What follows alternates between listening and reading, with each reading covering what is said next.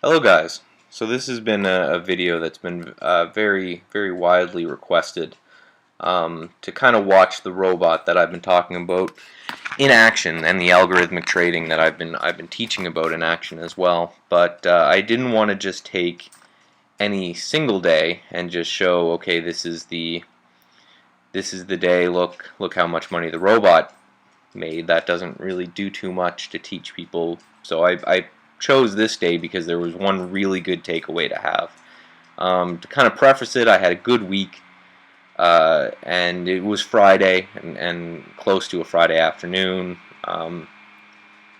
And up here in Canada, it was actually not snowing, and it was positive. It was actually pretty nice out. So you can see in the morning here is when most of the algorithms take place. Everything starts kicking off. It's searching for the opportunities that it believes based off the strategies that I've programmed in. So you're going to see a lot entering. If you look right above the clock, there's my position window. If you look right above the word real in the position window, that will be my realized profit. One next to it will be my unrealized profit or loss. Green means profit, red means loss. So first is the takeaway. So the robot is looking short at this point. Pretty much every position I have is a short position. And what you're going to see is you're going to see a lot of fluctuation, which happens when you have a lot of positions like this running algorithmic. And you're going to see at one point everything kind of gets a bit bad. And I'm left only a couple positions, and they're down about $150. At this point, I actually had my finger on the trigger at this point right here to close down the day and to go do something else because I was frustrated and things weren't really working out. I said I could have a good week, I could click this button, I could just take a small loss and be done for the day, but instead I separated myself from the situation. I went into another room and I worked out for about a half hour.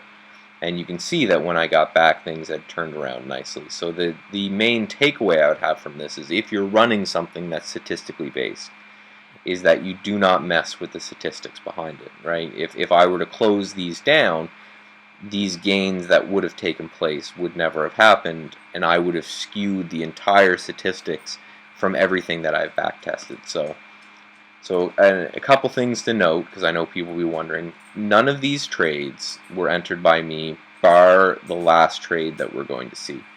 None of these trades were placed with over 200 shares, showing that even trading small on a robot like this, there is still quite a bit of money to be made.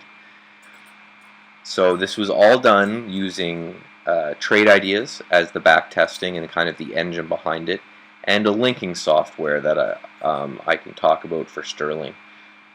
So again, if you're interested in any of this, there'll be a link to trade ideas below on how you can get a pretty good deal there. And if you use the link below, it helps me out a bit. It helps making these videos, which take a lot of time, a little bit more worthwhile. Also, I've decided to start kind of mentoring and teaching people who are interested in this, design their own strategies and set up their own robots as well. So I'll put my email down below and you can just contact me and we can get talking about that. But so the main things, again, I wanted to talk on in this video is I wanted to talk on the fact that you don't need to trade large if you're trading this kind of algorithmic style. I know people that are used to trading 1,000 shares when they go into this type of style, they want to continue to trade that big.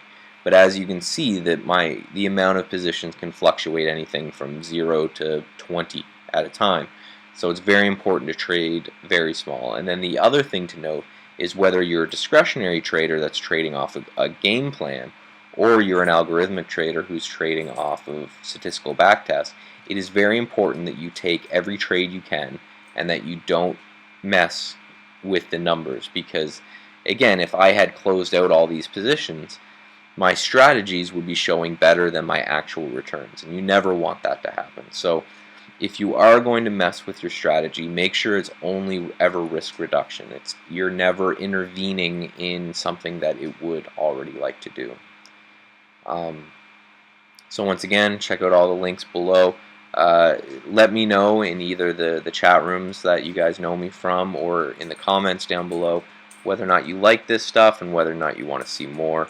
It is a bit of a pain to make because it's taking a 6-hour video and condensing it into 5 minutes, but you know, it's kind of fun at the same time. So until I see you guys next, trade safe.